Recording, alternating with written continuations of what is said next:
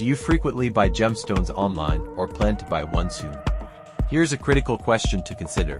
How do you identify if the gemstone is natural or man-made? When buying online or without a certificate, it's crucial to look for these key signs. Inclusions. Natural rubies have unique imperfections like rutile needles, while man-made ones might show curved growth lines or be perfect. Try to identify this stone. Color and clarity. Natural stones often have subtle color variations, while synthetic ones may appear uniformly vivid.